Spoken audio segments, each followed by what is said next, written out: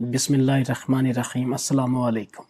Doctor इसरार अहमद कहते हैं कि एक दफ़ा हमारे गांव में बड़ी धूमधाम से कुम्हारों के घर एक बारात आई। रस्मो रिवाज के बाद निकाह के वक्त दूल्हे के बाप ने दुल्हन के गरीब वालिद से कहा, हमें 2 बैल भी साथ दो। इस गरीब ने कहा कि वो बैल मेरे नहीं हैं, वो तो चौधरी साहब के हैं, जबकि मैं इनका मुलाजिम हूँ और साथ में बर्तन बनाकर अपने और अपने बीवी बच्चों का पेट पालता हूँ, लिहाजा मेरी इतनी इस्तात नहीं। दूल्हे का वालिद गुस्से से बोला कि हमें तो मालूम हुआ था कि ये बैल तुम्हारे हैं और तुम्हारी इकलौती बेटी है, इसलिए मैंने अपने काबिल बेटे का तुम्हारे घर रिश्ता किया, लिहाजा अब तुम हमें ट्रैक्टर दो, चाहे चौधरी से मांग कर दो या खुद अपने पल्ले से, वरना ये निकाह नहीं होगा। इस गरीब कुम्हार ने इतने बड़े हजूम के सामने अपनी पगड़ी उतारी और जमीन पर रख कर कहा, मैं गरीब आदमी हूँ, ट्रैक्टर नहीं दे सकता। दूल्हे का वालिद बगैर शादी निकाह के बारात वापस ले जाने लगा तो अचानक दुल्हन। हमारे गांव में निजामुल्ला उर्फ जामुन एक पहलवान था और कबड्डी का भी बहुत बड़ा खिलाड़ी था। पूरे इलाके में इसके जैसा दूसरा कोई पहलवान या खिलाड़ी नहीं था। जामुन को उर्फे आम में जामी कहते थे। जामी ने जिंदगी में 2 औरतों से ही मोहब्बत की थी। एक तो इसकी माँ थी जो अब इस दुनिया में नहीं रही थी, और दूसरी इसकी बीवी रेशमा, जिसे वो बेहद मोहब्बत करता था। इसकी शादी रेशमा से गुज़श्ता बरस हुई थी। वो 22-23 साल की लड़की थी और जामी के गांव में रहती थी। इसका ताल्लुक एक निहायत गरीब घराने से था। इसका बाप दरिया के किनारे से चिकनी मट्टी गदे पर लाद कर कुम्हारों को बेचता, मगर इसके काम में ज्यादा आमदनी नहीं थी, बस गुजारा ही होता था। रेशमा से जामी की शादी की दास्तान भी अजीब है। रेशमा की शादी किसी और से हो रही थी, मगर ऐन निकाह के वक्त लड़के वालों ने जहेज में ट्रैक्टर का मुतालबा कर दिया। रेशमा के वालिद बहुत गरीब थे और ये मुतालबा पूरा करने की सकत नहीं रखते थे। रेशमा के बूढ़े बाप ने इस डर से कि कहीं बारात वापस ना चली जाए, अपनी पगड़ी उतार कर दूल्हा के बाप के कदमों में रख दी। मगर हिरस और हवस में मुब्तला लोग ऐसी बातों की कब परवाह करते हैं। वो भी अपने मुतालबे से दस्तबरदार ना हुए। जामी पिंडाल में बैठा ये सारा तमाशा देख रहा था और दिल ही दिल में गुस्से से खौल रहा था। जब इसने रेशमा के बाप को देखा तो इससे बर्दाश्त ना हुआ। वो उठा और लोगों के करीब आया। इसका डेल डोल अच्छा था, किसी जमाने में वो पहलवानी भी करता था। इसने लड़के के बाप से कहा, बाबा क्यों किसी की इज्जत खराब करते हो, ये गरीब लोग हैं, तुम्हें ट्रैक्टर कहाँ से देंगे। जामी की ये मुदाखलत दूल्हा को बहुत बुरी लगी और वो सेहरे के पीछे से बोला कि दूर हटो, ये हमारे घर का मामला है। इसके बाप ने इस डर से कि बात बढ़ ना जाए, लड़की के बाप से कहा कि ज्यादा तमाशे की जरूरत नहीं, अगर तुम हमारा मुतालबा पूरा नहीं कर सकते तो बात खत्म, हम वापस जा रहे हैं, हमें शादी नहीं करनी। मुतालबा तो था ही ऐसा कि किसी हाल में भी पूरा नहीं हो सकता था। लड़के वाले वापस चले गए। पल भर में शादी वाला घर गम में डूब गया। लड़की की माँ बेहोश होकर गिर पड़ी। इसका बाप एक कोने में बैठा रोने लगा। लड़के वालों के साथ आए हुए मेहमान चले गए, मगर वो मेहमान जो लड़की वालों की तरफ से थे वो मौजूद थे और अफसोस कर रहे थे। ये मंजर देखकर जामी के खून ने जोश मारा और बुलंद आवाज में रेशमा के बाप से बोला, बाबा तुम फिक्र मत करो, मैं तुम्हारी बेटी से शादी करूंगा अभी और इसी वक्त।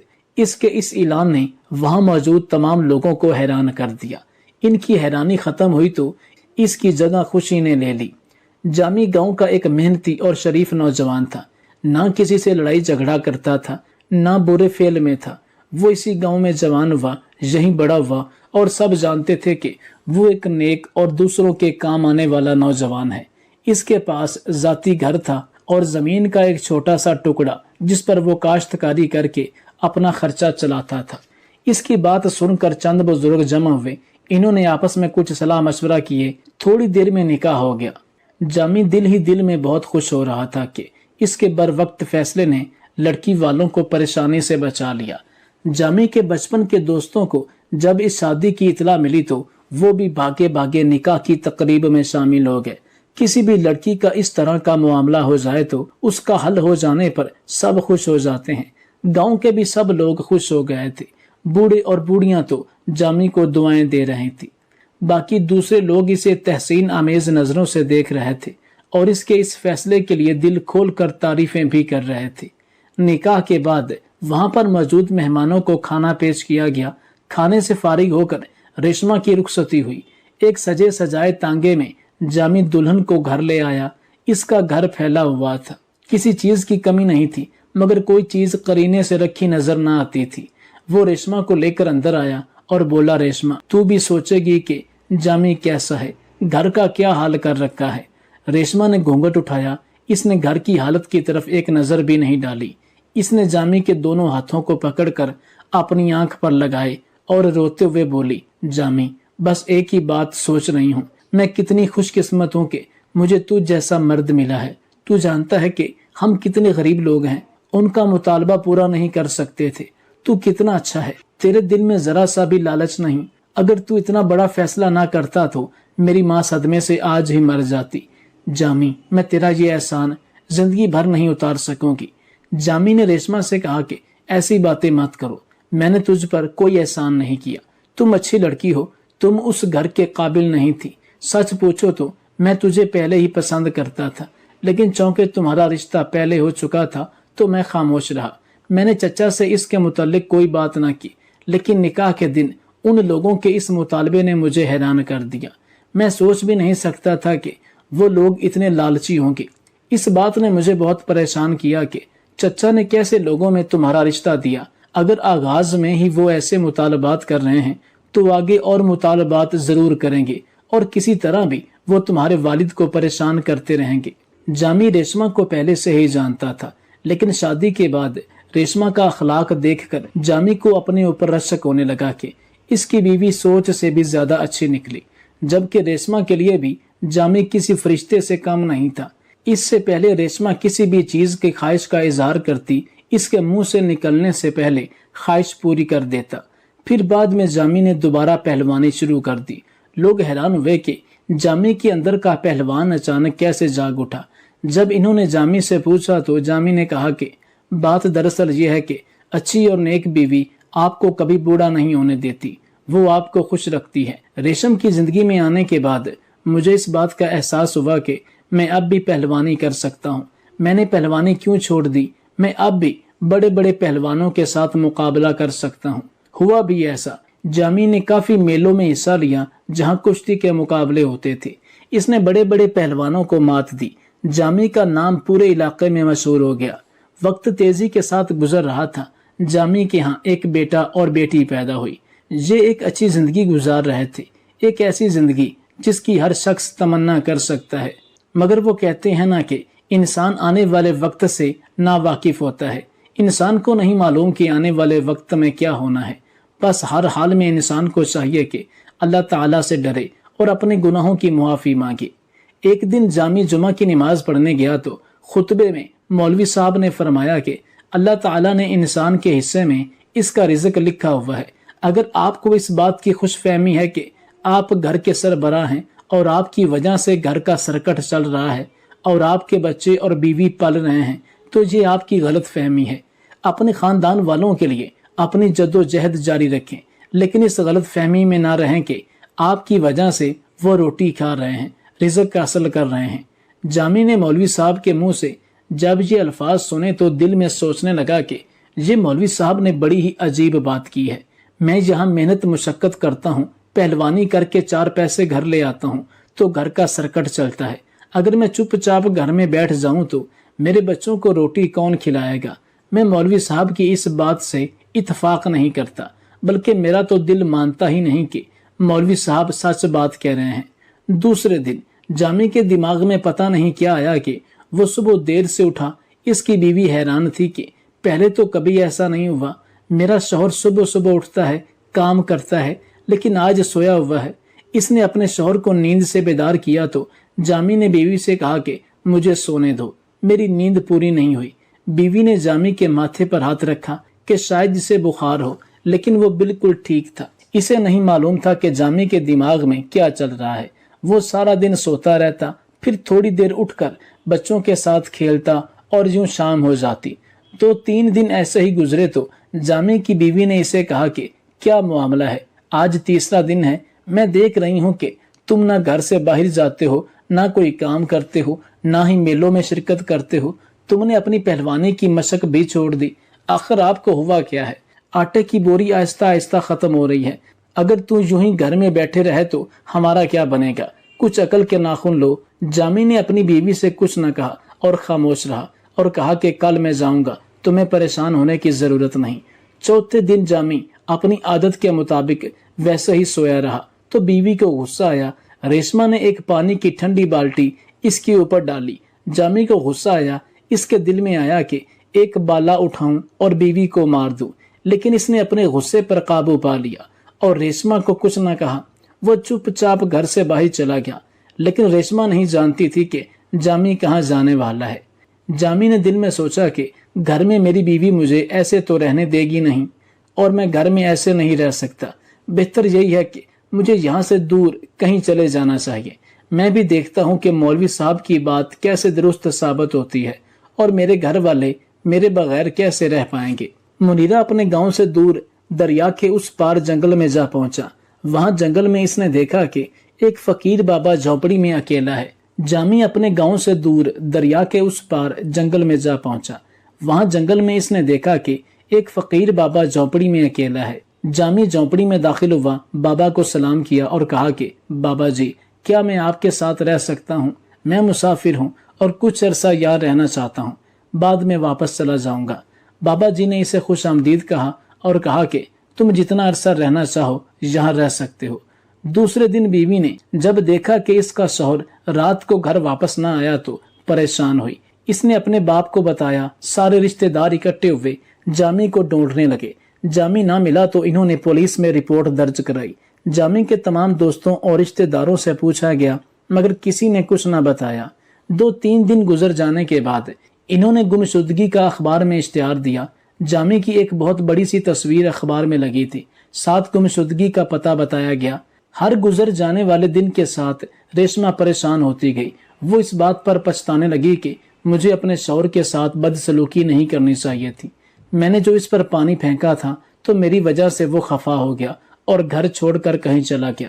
अब तो ये भी नहीं मालूम कि वो जिंदा है या मर गया, कहाँ है, इस बात का कोई पता नहीं। वो दिन रात अपने शौहर को याद करती और रोती रहती, मगर वो ये भी सोचती कि जामी पहलवान है, इसमें सब्र और हौसला पाया जाता है। मैं हूं कि इतनी छोटी सी बात पर वो घर छोड़कर नहीं जा सकता। इससे पहले भी मैंने शौहर से कई बार मजाक किया और इस पर पानी फेंका, मगर उसने बुरा ना माना। वो जानती ना थी कि जामी के दिमाग में क्या चल रहा था और सीधा घर छोड़कर चला गया। इसे इस बात का कुछ पता नहीं था। जब कई माह गुजर गए तो जामी की बीवी मायूस हो गई कि अब इसका शौहर वापस नहीं आएगा। शायद जामी को किसी ने अगवा किया और इसके बाद जान से ही मार दिया।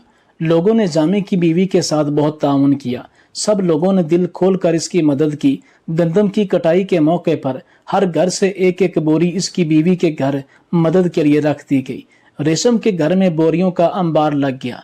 घर में मजीद गंदम की बोरियां रखने की जगह नहीं थी। चौधरी साहब ने जामी के बच्चों की तालीम का जिम्मा लिया। इन दोनों को एक अच्छे से स्कूल में दाखिल करवाया। रेशमा ने चौधरी साहब को दुआएं दी, जिसने इन यतीमों का ख्याल किया, इनके मुस्तकबल के बारे में सोचा। रेशम को जामी की गुमशुदगी का अफसोस था, लेकिन गांव वालों की मदद और खलूस देखकर वो हैरान थी। इन्हें इस बात का अंदाजा ही नहीं था कि हमारे गांव में इतने मुखलिस और अच्छे लोग पाए जाते हैं और मुश्किल वक्त में अपनों और परायों का पता चल जाता है। मुश्किल वक्त में गांव वालों ने जामी की बीवी को तन्हा ना छोड़ा और इसकी खूब मदद की। 1 साल का अरसा गुजर चुका था। जामी को अचानक बच्चों की याद आई। इसे रेशम की याद सताने लगी। इसने बाबा जी से इजाजत ली और घर की तरफ भागा। इसके दिल में कई वसवसे आ रहे थे कि मेरी बीवी का क्या होगा, बच्चों का क्या बना होगा, पता नहीं वो जिंदा होंगे भी या नहीं। इन्हीं सोचों को दिल में लिए वो घर की तरफ भागे जा रहा था। लेकिन जैसे ही वो गांव में दाखिल हुआ तो लोग जामी को देखकर हैरान हुए और इसे भूत समझकर दूर भागने लगे।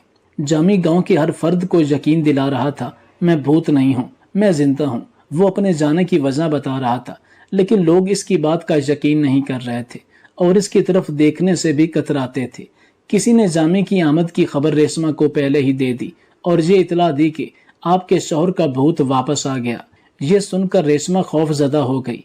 جامی نے گھر کے دروازے پر دستک دی تو ریشما نے سوراخ سے دیکھا۔ جب اسے پتا چلا کہ باہر دروازے پر اس کے شوہر کا بھوت کھڑا ہے، اس نے اپنے بچوں کو اور خود کو کمرے میں بند کر دیا۔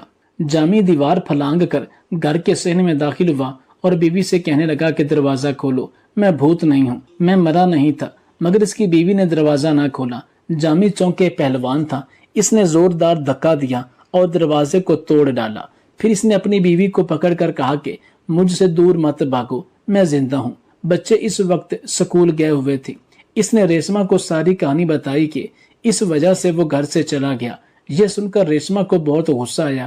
اس نے اپنے شوہر کو کہا کہ تم پاگل ہو چکے ہو، کوئی نارمل شخص یوں اپنے بیوی بچوں کو چھوڑ کر نہیں جا سکتا۔ جامی نے اپنی بیوی سے معافی مانگی اور کہا کہ مجھ سے بہت بڑی غلطی ہوئی ہے، مگر ریشما نے اسے معاف نہیں کیا۔ جامی نے دیکھا کہ گھر میں گندم کا ڈھیر لگا ہوا تھا۔ صحن کی کچی دیواریں اب پکی ہو چکی تھی۔ گھر کا صحن بھی پکا تھا، نیز ہر اینگل سے پہلے سے اس کا گھر بہتر معلوم ہوتا تھا۔ تھوڑی دیر بعد بچے اسکول سے واپس آئے تو جامی ان کی وردی اور بیگ دیکھ کر حیران ہو گیا۔ بچوں کے جوتے اور کپڑے ایسے تھے کہ جامی دیکھتا ہی رہ گیا۔ جامی نے دل میں کہا کہ مولوی صاحب ٹھیک کہہ رہے تھے اور میں غلط تھا، مجھے یوں اپنے بیوی اور بچوں کو چھوڑ کر نہیں جانا چاہیے تھا۔ بچے اب اس کے قریب نہیں آ رہے تھے اور بیوی بھی اس سے نظریں نہیں ملا رہی تھی۔ یہ چیزیں جامی کو بہت پریشان کر رہی تھی اور وہ گھر میں اکیلا محسوس کر رہا تھا۔ اگلے دن جب بچے اسکول گئے تو جامی نے رو رو کر ریشما سے معافی مانگی اور کہا کہ اگر اس نے معاف نہ کیا اور دل سے قبول نہ کیا تو میں اپنی جان دے دوں گا۔ ریشما مسلسل خاموش رہی اور اس کے ساتھ نظریں نہ ملا سکی تو جامی اپنی جگہ سے اٹھا اور کہا کہ میں واپس جا رہا ہوں، مگر اس دفعہ میں تم لوگوں کو ہمیشہ ہمیشہ کے لیے چھوڑ کر چلا جاؤں گا، کیونکہ میں زندہ نہیں رہوں گا۔ حالانکہ جامی مذاق کر رہا تھا، اپنے خاندان والوں کو چھوڑ کر اب وہ کہیں نہیں جا سکتا تھا، مگر اس کی بیوی نے اسے روک لیا، اس احسان کے بدلے میں جو جامی نے اس پر کیا تھا۔ جب اسے کچھ لوگ ٹھکرا کر چلے گئے تھے اور جامی نے اسے اپنا لیا تھا، کچھ دنوں بعد بچے بھی جامی سے مانوس ہو گئے اور جامی نے نئے سرے سے اپنی زندگی کا آغاز کیا۔ اس میں کوئی دو رائے نہیں کہ پالنے والا، رزق دینے والا اللہ ہے۔ ایک دروازہ بند ہوتا ہے یا کوئی ایک وسیلہ کم ہوتا ہے تو اللہ اس کا متبادل عطا فرماتا ہے۔ انسان بس اللہ تعالیٰ پر کامل بھروسہ رکھے اور سچے دل سے ایمان لائے تو اللہ تعالیٰ وہاں سے وسیلے پیدا کرتا ہے کہ جہاں انسان کی سوچ و گمان میں بھی نہیں ہوتا۔